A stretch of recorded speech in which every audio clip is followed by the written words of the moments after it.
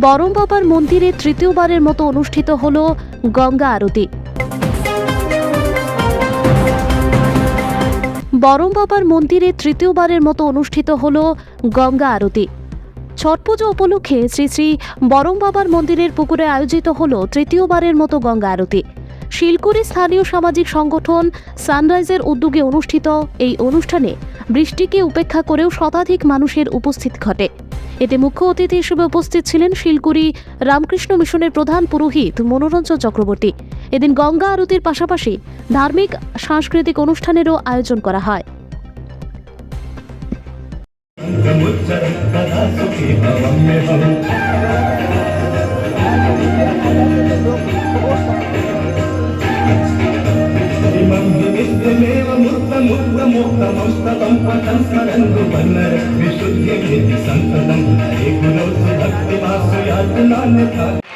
निर्गुणाय गुणात्मने समस्त जगदाधार मूर्तय श्री लंटूराम ब्रह्मणे नमः। संपूर्ण सृष्टि को संचालित करने वाली माँ गंगा के इस पवित्र आराधना के शुभ उपलक्ष्य को शुभारंभ करने से पहले इस क्षेत्र के प्रधान आराध्य देवता श्री श्री बरम बाबा के सुमिरन से प्रारंभ करना मेरे लिए नियति निर्मित किसी परम सौभाग्य से कम नहीं है। आज की इस सारस्वत सभा को सफल करने के लिए मैं क्षेत्र प्रधान देवता श्री श्री बरम बाबा के पावन श्री चरणों में शतकोटि प्रणाम निवेदन करता हूं कि आज के इस कार्यक्रम को सफल करें। प्रकृति के सबसे नाजुक चीज केले के पत्ते पर ब्रह्मांड के सबसे प्रखर तेज को आमंत्रित करने के आस्था का जो महापर्व छठ के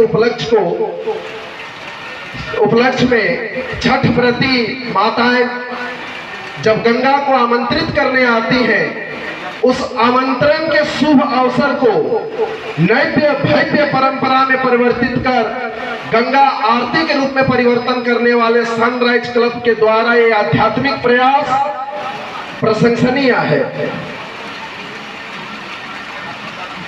मैं इस क्लब के द्वारा आज की इस सारस्वत सभा में हमारे बीच सादर आमंत्रित आज के सभा के मुख्य अतिथि रामकृष्ण मिशन के आदरणीय स्वामी जी, मंच पर उपस्थित दक्षिण असम प्रांत के ऐतिहासिक तीर्थ स्थल श्री श्री बरम बाबा मंदिर के प्रधान आचार्य आदरणीय श्री सविता शर्मा जी, मंच पर उपस्थित हमारे शिलपुरी चाय बागान के महाप्रबंधक श्री विकास पटेल जी, सह प्रबंधक ध्रुवनाथ सिंह जी, मंचासीन पश्चिम सोनाई जिला परिषद आदरणीय श्री मानव सिंह जी, बरम बाबा मंदिर परिचालना समिति के सह सचिव आदरणीय श्री सुबचन वाला जी एवं आमंत्रित सभी मुख्य अतिथि एवं बराक घाटी के भिन्न भिन्न क्षेत्र से यहाँ उपस्थित सभी धर्मानुरागी भक्तवृंद एवं महानुभावों को मैं हार्दिक स्वागत करता हूँ। शास्त्रों में वर्णित है पृथिव्याम त्रीणि रत्नानि अन्न जलम सुभाषितम, मतलब पृथ्वी में 3 रत्न ईश्वर के द्वारा प्रदत्त ऐसे हैं जो अन्न है जिससे शरीर चलता है, सुभाषित मतलब वे वचन, वे सूक्तियां, वे आदर्श जो जीवन को प्रेरित करती हैं, जिन्हें योग्य बनाती हैं। उसके बाद जल में भी ऐसे जल जो मैं व्यक्तिगत रूप से हमेशा मानता आया हूं कि माँ गंगा कोई नदी नहीं है, वो हमारे मुक्तकामी चेतना का प्रवेश द्वार है एवं इस देश की ऐसी सांस्कृतिक रेखा है जिनके दोनों किनारे इस देश का अस्तित्व, इस देश की संस्कृति और इस देश का ज्ञान रहता है। आज से कई हजार वर्ष पहले इक्ष्वाकु वंश में महाराजा सगर नाम के एक बहुत बलशाली और पराक्रमी राजा हुए, जिनके 60,000 पुत्र थे। उस 60,000 पुत्रों को लेकर महाराजा सगर ने एक अश्वमेध यज्ञ करने का निर्णय लिया।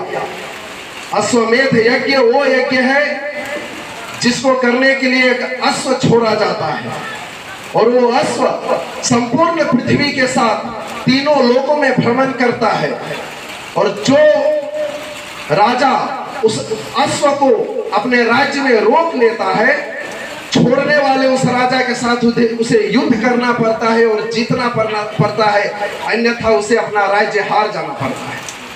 महाराजा सगर जब अपने अश्व को छोड़े थे, उस वक्त उनके पराक्रम के सामने पृथ्वी में दूसरा कोई राजा नहीं था जो उस अश्व को रोक सकता था।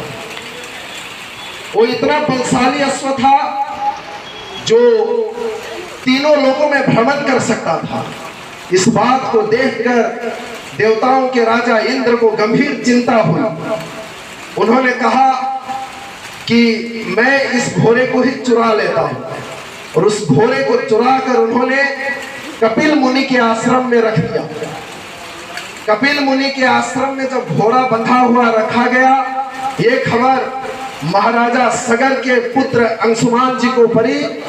उन्होंने अपने 60,000 भाइयों को कहा कि इस घोड़े को छुड़ा लाओ। उनमें पराक्रम अधिक था। उन्होंने बिना कुछ सोचे समझे कपिल मुनि के आश्रम में आक्रमण कर दिया।